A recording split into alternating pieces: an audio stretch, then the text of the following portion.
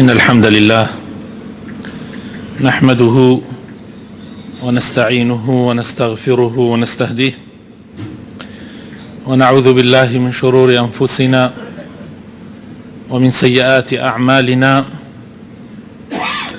من يهده الله فلا مضل له ومن يضلل فلا هادي له، وأشهد أن لا إله إلا الله وحده لا شريك له، وأشهد أن محمدا عبده ورسوله. يا أيها الذين آمنوا اتقوا الله وقولوا قولا سديدا يصلح لكم أعمالكم ويغفر لكم ذنوبكم، ومن يطع الله ورسوله فقد فاز فوزا عظيما. أما بعد، فإن أصدق الكلام كتاب الله، وخير الهدي هدي محمد صلى الله عليه وسلم، وشر الأمور محدثاتها، وكل محدثة بدعة، وكل بدعة ضلالة، وكل ضلالة في النار. إيمان داراني خوشويست، یەکێکی تر لەو ڕووداوانەی کە لە پاش کۆچی پێغەمبەری خوا صلی الله عليه وسلم بۆ مەدینە پاش ساڵێک ڕوویدا، ڕووداوێک بوو کە جارێکی تر ڕیزی مسلمانان و غەیرە مسلمانانیشی تاقی کردەوە. ئێمە پێشاوتمان لە پێش کۆچکردن مسلمانان لە کاتی نوێشکردنیانە قیبلەیان بەرەو کەعبە بوو. لەسەر دینی ئیبراهیم و لەسەر دینی ئیسماعیلی کوڕی قیبلەی مسلمانان کەعبە بوو. بەڵام پاش کۆچکردنی پێغەمبەر صلی الله عليه وسلم بۆ مەدینە، خوای پەروەردگار بۆ نەهێڵانی هیچ حجە و بەڵگەیەک بەدەستی جوولەکەوە کە ئەوانە ئەهلی کتاب بوون، خوای تەعالا فەرمانی بە پێغەمبەر کرد صلی الله عليه وسلم کە قیبلە بگۆڕن بۆ بەیت المەقدس، واتە ئەو بەیت المەقدسەی کە ئێستا لە فەلەستینە کە قیبلەی جوولەکە بووە. تاوەکو جوولەکە هیچ عذرێکیان نەمێنێ، هیچ بیانوویەکیان نەمێنێ کە ئەم دینە دینی پێغەمبەرانە و محەممەد صلی الله عليه وسلم پێغەمبەرە، بۆ زیاتر ڕاکێشانیان بەرەو ئیسلام. پاش 16 مانگ لەو گۆڕینی قیبلەیە خوای تەعالا جارێکی تر فەرمان بە مسلمانان ئەکات، بە پێغەمبەر و مسلمانان کەوا ڕوو بکەنەوە کەعبە. دیارە ئەم ڕووداوە کاریگەری خۆی ئەبێ لە کاتێکا کە وەزعەکە زۆر هەستیارە، وەکو لە وتارەکانی پێشووە باسمان کرد. دوژمن بە تایبەتی قوڕەیش و ناحەزان لە سەنگەران بەرامبەر بە مسلمانان، جوولەکە کە پەیمانیان بەستووە لەگەڵ پێغەمبەر صلی الله عليه وسلم لە مەدینەیە، ڕاستی بێهێزی خۆیان وای کردوون کە پەیمان لەگەڵ پێغەمبەر ببەسن، ئەگینا حەزیان لە پێغەمبەر نییە صلی الله عليه وسلم. لە ژێرەوە جۆرە موعامەرە و پیلان دائەڕێژن بۆ لێدانی پێغەمبەر و مسلمانان. وەلەو لاشەوە کۆمەڵە خەڵکێک هەیە تازە ئیمانیان هێناوە، ئیمانەکەیان لەسەر تەڵەمەوە، یعنی لەوانەیە یەک ڕووداوێک جارێکی تر وایان پێ بکاڵ بگەڕێنەوە بۆ سەر کوفر و بێباوەڕی. وەزعەکە ناخۆشە لەسەر مسلمانان و ڕاگەیاندن هەموو ڕووی لە مسلمانان کردووە. لەو حەدیثەی ئوبەی کوڕی کەعب کە هەفتەی پێشوو باسمان کرد، تیری عەرەب هەر هەمووی ڕووی کردوتە پێغەمبەر و شوێنکەوتوەکانی پێغەمبەری خوا صلی الله عليه وسلم. ئالەم ساتە وەختە گۆڕینی قیبلە زۆر قورسە. زۆر ناڕەحەتە، بەڵام فەرمانی خوای پەروەردگار حکمەتی تایبەتی خۆی هەیە. خوای تەعالا فەرمانی کرد کە مسلمانان قیبلەیان بگۆڕ، هەر لەگەڵ گۆڕینی قیبلە جارێکی تر بەرەو کەعبە، طبعاً کە پێغەمبەری خوا صلی الله علیه وسلم زۆر حەزیە کرد لە دڵەوە، وەکو ئاەتەکە ئەخوێنینەوە ئینشاء الله پاش کەمێکی تر، پێغەمبەری خوا صلی الله عليه وسلم لە دڵەوە بەردەوام دڵی لەوە بوو کە لە نوێژە ڕووکاتە قیبلە، بەڵام دەری نەئەبڕی، نە لە دوعایە نە لە هیچ حاڵەتێکە بە زمان دەری نەئەبڕی، بەڵام لە دڵەوە حەزیە کرد. خۆی و باقی مهاجرینی تریش حەزیانەکە ڕوو بکەنەوە لە کەعبە لە مەککە، بەڵام فەرمانی خوا بوو کەوا قیبلە ڕوو بکرێتە بەیت المەقدس لەو ئەو ماوەیە 16 مان. کاتی ئەم ڕووداوە ڕوویدا بە تەئکید کاریگەری ئەبێ لەسەر مسلمانان و لەسەر غەیرە مسلمانانیش. خەڵکی تقریباً بوون بە 4 بەشەوە. بەشێکیان ئیماندارە ڕاستەقینەکان بوون، ئەوانەی کە باوەڕیان هێناوە بەخوا و پێغەمبەری خوا صلی الله عليه وسلم، ئیمانێکی پتەویان هەیە، ئامادەن هەموو قوربانیەک بدەن لە پێناوی دینەکەیانە پاش ئەوەی ئیمانێکی ڕاستەقینیان هێنا، هیچ نایان گۆڕێ، ڕیشەی باشیان داکوتاوە، نەمامەکەیان خۆی گرتووە بە چاکی، هیچ بایەک چەند تیژ بێ تەئسیر لە ئەوان ناکا و لاریان ناکاتەوە.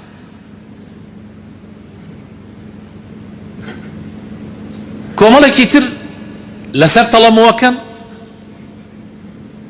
لەولاوە تەماشای کوفر و هێزی کوفر و قووەتی کوفرەکەن،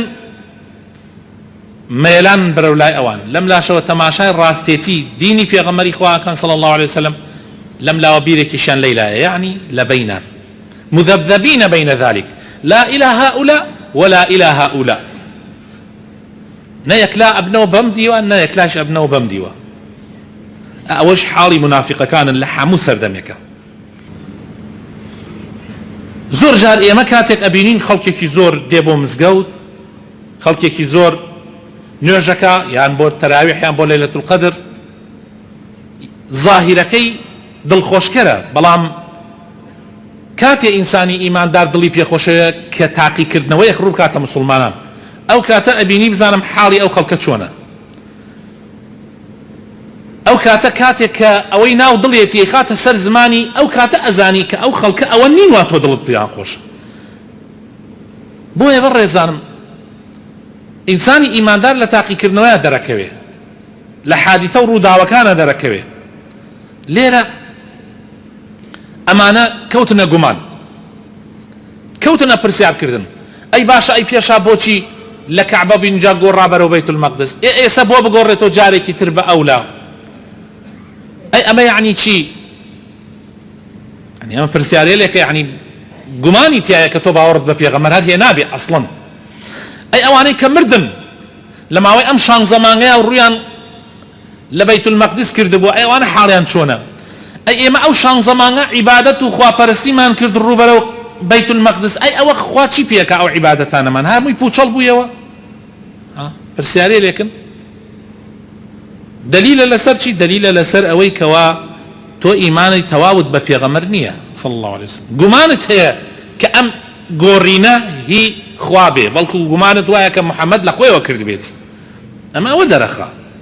ئەگینا تۆ لە هەر شوێنێک یان ڕووکەیتە هەر شوێنێک تۆ عەبدی خوای، خوا ئەمری پێ کردووی، وخوای تەعالایش وما كان الله ليضيع إيمانكم، ئەو ئاەتە دابەزی کە خوای تەعالا ئیمانەکانتان لەیرەم ئیمان مەقسەدی نوێژەکانتان پوچەڵ ناکاتەوە. خوای تەعالا خۆی پێشا فەرمانی پێکردن ئاوە ڕوو لەم لا بکەن، ئەمجا پاش ماوەیەکی تر ڕوو بکەن ئێرە، ئەمجا ڕوو بکەن ئەوێ. ئەمە ئەمری خوایە کە تۆش ئەمری خوا هات سمعا وطاعة، گوێ ئەگری و گوێڕایەڵە بی، وەکو بەنی ئیسرائیل نابی ئەیانوت سەمیعنا بە موسای پێغەمبەر عەلەیهی سەلام کاتی ئەمرێکی پیان بکردایە ئەنوت سەمیعنا، یانوت گوێمان گرت تەواو بیستمان، بەڵام وەعەسەینا، بەڵام گوێڕایەڵ نابین. پێغەمبەر صلی الله علیه و سلم فەرمووی ئێوە مەبن ئەی مسلمانان، ئێوە بڵێن سەمیعنا و ئەطەعنا، بڵێن ئێمە گوێمان گرت وە گوێڕایەڵیشین. ئینسانی ئیمانداری ڕاستەقینە کاتی ئاەتێکی بۆ بخوێنرێتەوە یان حەدیثێکی پێغەمبەری خوای بۆ بخوێنرێتەوە یەکسەر تەسلیم ئەبێ. ئەمە کۆمەڵی دووەم کە هەنێکیان هەر هەڵگەڕانەوە لە منافقانە، وتیان بەخوا برا ئەمە فایدە ناکات ڕۆژێ ڕووکەیتە ئەیلا و ڕۆژێ وەڵا برا ئێمە وازە هێنین. هەنێکیان هەڵگەڕانەوە ڕاستن وە با هەڵبگەڕێنەوە باشترە، هەڵبگەڕێنەوە باشترە. براینە لە هەنێ حاڵاتە هەنێ کەسەیە لکیاتە ئیسلام و نەلیکیە باشترە. سەف و ڕیزی مسلمانان پاڵفتە ببێ باشە، بڕواتانە بێ هەنێ کەس بارە بەسەر ئیسلامەوە زوو بڕوا و ملی بشکێنێ دوورکەوێتەوە باشترە.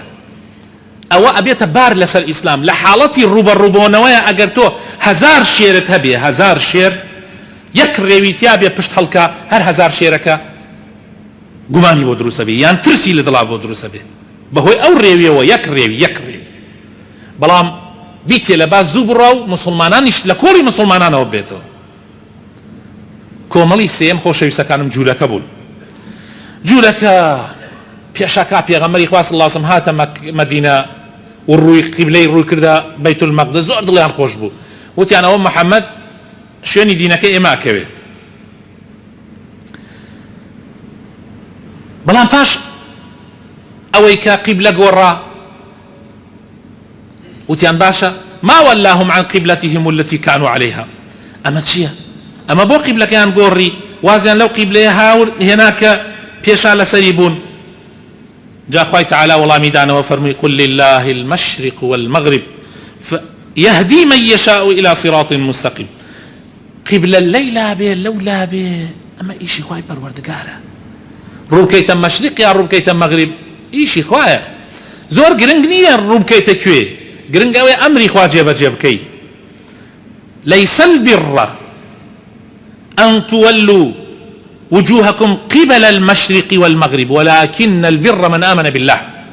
قبلة تنهار ڕووگەیە، هیچ چاکە لەوە نییە تۆ ڕووی لەکوێ بکەی، چاکە لەوەیە تۆ ئیمان بەخوا بێنی. بۆیە مەسئلەی قیبلە مەسئلەیە کە ئەمرێکە لە ئەمرەکان، چۆن خوای تەعالی فەرمێ نوێژی نیمەڕۆ 4 ڕکات بکەتەوە. ئەگی ناگەر خوا بفەرمێت 10 بکە تۆ 10 ئەکرد، بیفەرمایە 2 ڕکاتیش بکە وەکو نوێژی بەیانی تۆ 2 ڕکات دەکرد. تۆ ئەمری زاتێ جێبەجێ ئەەکەی کە لەسەرەوەی هەموو زاتەکانت. تۆ مەقسەد ئەوە نییە ڕوو لەکوێ بێ، مەقسەد ئەوەیە چۆن ئەمری خوا جێبەجێ بکەی. ئەمەش تاقیکردنەوەیە بۆ خەڵکی. لەولاشەوە کۆمەڵێکی تر کە مشریکەکان بوون، مشریکەکانی قوڕەیش و ئەوانەشی کە مابوون نەبوونە مسلمان لە مەدینە، ئەمانەش ئیتر بەزمی خۆیان و ئیعلام و ڕاگەیاندنی خۆیان بەکارەهێنا و ئەنواع و ئەشکاڵ دیعایان ئەکرد. جا خوای تەعالی وەڵامیان داتەوە فەرمێ وحيث ما كنتم فولوا وجوهكم شطرة. ئێوە لە هەر شوێنێک هەبوون ڕووبکەنە قیبلە، یعنی مەقسەد کەعبەیە. لئلا يكون للناس عليكم حجة إلا الذين ظلموا منهم فلا تخشوهم واخشوني. گوێ مەدەنە خەڵک. خوا فەرمانی پێکردن ڕووبکەنە کەعبە، ڕووبکەنە کەعبە. فەرمانی پێکردن ڕووبکەنە بەیت المەقدس، ڕووبکەنە بەیت المەقدس. هیچ گوێ مەدەنە خەڵک. خەڵک چی ئەڵێ چی ناڵێ، ئێوە شوێنی دینی ڕاستەقینەی خۆتان کەوتن. خەڵک نیوەی هەر حەسوودیتان پێ بە. ئەوانەی کە زوڵم و ستەمەکەن ئێوە هەرچی بکەن ئەوان هەر شتێکتان بۆ دۆزنەوە. لە شوێنێکی تر لە قورئانە خوای تەعالی فەرمێ ولن ترضى عنك اليهود ولا النصارى حتى تتبع ملتهم. بێدینەکان یەهود بن، نەسارا بن و هەر کەسێکی تر والله لێتان ڕازی نابن ئیمانداران حتا شوێنی هەوا ئارەزوەکانی ئەوان نەکەون کامل. والله لێتان ڕازی نابن. بێدین لە ئێمە ڕازیە بێ؟ والله ڕازی نابێ. ئەوێ ئێمە شوک ئەو بین. حەسادەتەکان لەوەیە کە ئێمە جیاواز و شوێنی دینی خوا کەوتوین، ئەوان لەوەیە تەقیون، لەوەیانە شێت بوون. بۆیە ئێمە ئیماندار شوێنی ئاوا ئارەزووی کەس ناکەوین، ئێمە فەرمانی خوا جێبەجێەکەین. ئەوە زۆر گرنگە خۆشەویستەکانم. ئەگینا زاڵم و ستەمکاران کە قوڕەیش و هەموو مشریکەکان ئەگرێتەوە، ئەوان ڕازی نابن بەخوا. فلا تخشوهم، لیان مەترسن و گوێشیان پێ مەدەن و لە ڕاگەیاندنە زلەکانیان مەترسن. هەرگشتی 3 و 4 ڕۆژە و کۆتایی پێدێ. بەڵام حەق لە شوێنی خۆیان ئەمێنێتەوە. فأما الزبد فيذهب جفاء وأما ما ينفع الناس فيمكث. هەر شتێک دش بە ئیسلام بکرێ لە هەر کات و لە هەر سەردەمێکە خۆشەویستەکان مدەتێکە، وەک کەفی سەردەریا وایە ئەڕوا نامێنێ، ئەوەی کە ئیسفادە هەیە بۆ خەڵکەوە ئەمێنێتەوە. خوای تەعالا فەرمێ جا ئەم ڕووداوە ئاوا بوو خۆشەویستەکانم، ئێمە ئەبێ پند و ئامۆژگاری لەم ڕووداوەش وەربگرین. یەکەم ئەبێ بزانین گۆڕینی قیبلە بە ئەمری خوایە و ئیعجازی خوایە، یعنی ئەسڵەن جارێکان قیبلە نەگۆڕراوە. خوای تەعالا ئاەتی دابەزان فەرمووی سيقول السفهاء من الناس ما ولاهم عن قبلتهم التي كانوا عليها. پێش ئەوەی دابەزێ ئەمرەکە خوای تەعالا فەرمووی خەڵکانێک هەن لە گێلەکان، یعنی مەقسەد جوولەکەیە، ئەڵێن چی وای کرد محەممەد قیبلەکەی بگۆڕێ؟ هێشتا ئەمرەکە دانەبەزی بوو. خوای تەعالا ئاەتی دابەزان کە ئەوان چی ئەڵێن، و کاتێکیش قیبلە گۆڕا بالفعل ئەویان وت کە خوای گەورە دایبەزان، یعنی هەر بیان ویستایە هەر بۆ دژایەتی پێغەمبەر ئەویان نەوتایە، بۆ ئەوەی بڵێن بۆ ئەوەی بیسەلمێن کە ئەم قورئانە هی خوا نییە، بەڵام وتیان و ناتوانین نیش نەیڵێن، چونکە ئەم دینە دینی خوایە، دینی محەممەد نییە صلى الله عليه وسلم. و ئیمتیحانێکی قورس بوو بۆ ئیمانداران و بۆ هەموو خەڵکی تریش. هەموو جارێ کاتێ ئیمتیحانێ دێ قورسە. پیاوی گەرەکە ئیمتیحانی ئیسرا و میعراج چەند قورس بوو، بەڵام خوا کەسێک وەکو ئەبوو بەکر ثابت ئەکا لەسەر دینەکەی کە هەر بەس بیست بوو هێشتا نەگەیشتووە خزمەتی پێغەمبەر صلی الله عليه وسلم، وتیان محەممەدی هاوڕێت ئەڵێ ئیمشەو من چوومەتە ئاسمان و لای خوا و لەگەڵ خوایە قسەم کردەوە گەڕامەتەوە و ئاوا ئەڵێ تو ئەڵێ چی؟ وتی ئەگەر محەممەد وتوێتی ڕاستەکە، ئەگەر محەممەد وتوێتی ڕاستەکە. ئێوتیان تۆ جارێکان نەدبینیوە چۆن ئەڵێ؟ وتی لەبەرەوەی من ئیمانم پێ هێناوە بە لەوە گەورەتر، بۆیە هەرچی ئەو بیفەرمێ من باوەڕم پێ هەیەتەوە. ئێمە ئیمانمان بە قورئان و سنەتەکانی پێغەمبەر هێناوە، ئیتر تەواو خۆشەویستەکانم، ئیتر نابێ هەموو ڕۆژێک هەر جاری لەسەر بەزمێک بین، ئەوە صفاتی منافقینە. هەر شتێک ببیسی کافرەکان شتێک باسکەن دەربارەی ئیسلام، بڵێن قورئان وا ئێژێ و محەممەد وای کردو، ئیتر یەسەریمە لە دینەکەمان بکەوینە گومان. یاخر ئەمە دلیلی ئەوەیە کە ئێمە بەڕاستی دڵ ئیمان نەڕۆیشتوتە ناو دڵمانەوە. یەکێکی تر لەو دەرس و پەندانە وەرێگرین جیاکردنەوەی دینی ئیسلام لە دینەکانی تر. خۆشەویستەکانم، فەرمانی خوا و فەرمانی پێغەمبەر لەسەر ئەوەیە کەوا دینی ئیسلام جیاواز بێ، بەرنامەی خۆی جیاواز بێ لە جوولەکە، لە مەسیحی، لە هەر دینێکی تر، چونکە ئەمە کۆتا دینە و شریعەتەکەی جیاوازی تایبەتی خۆی هەیە، بۆیە قیبلەکەشمان تایبەتە. مەکانەتی پێغەمبەر صلی الله عليه وسلم لای خوای پەروەردگار، پێغەمبەری خوا صلی الله عليه وسلم لە ناخی دڵێەوە حەزێکە ڕوو کاتە قیبلە، بەس لەبەرەوەی خوا فەرمووی ڕووبکەرە بەیت المەقدس، ئەو 16 زمانە پێغەمبەری خوا صلی الله عليه وسلم ڕووی کردە بەیت المەقدس، بەڵام لە دڵەوە حەزێکە ڕووی لە کەعبە بێ. جا خوای تەعالا ئەفەرمێ قد نرى تقلب وجهك في السماء فلنولينك قبلة ترضاها فولي وجهك شطر المسجد الحرام وحيث ما كنتم فولوا وجوهكم شطره. أي في غمر إخوة روت أكينا، يعني ليس ودع رويتو أكينا روجيك كخوت حزيلي أكي روجيك لناخي دلتوا بور رازي بوي، بلام إتر لبر أوي أمري خوابوتو أمرك إخوات جيبا جي أكر دي ليسو دا روبكنا كعبة لهرش ينكي سرزويان يوشتان كر روبكنا ماري خواو كعبة. أفضلية أمتي في غمر صلى الله عليه وسلم بسر أمة كاني ترى هم أمتي يك قبلي هبوا، بلام إما قبلي كمو قبلي دوم مشمان هبوا، وأمش أفضليتك يعني إما هم أو قبلي كدين كاني ترى هم الريان تيكر كبيت المقدس وكعبشة، يعني إبراهيم وإسماعيل لسر كعبة بون، موسى وعيسى لسر بيت المقدس بون، إما هردو قبلة كمان هبوا، أو قبلي كمان أمش قبلي دهمان، وأمش أفضليتك بو ديني في غمري خاص الله صلى وديني في غمري خاص الله صلى ديني وسطة. بويا سرتاي أم آياتنا لسورة بقرة، سرتاي أم آياتنا دعاء أو إخوة تعالى فرمي سيقول السفهاء، جزء دوم يكسر آياتي جزء دومي سورة بقرة، يعني جزء دوم كآياتي سطو تشلدوي سورة بقرة بودس فيها سيقول السفهاء من الناس ما ولاهم عن قبلتهم التي كانوا عليها قل لله المشرق والمغرب يهدي من يشاء إلى صراط مستقيم.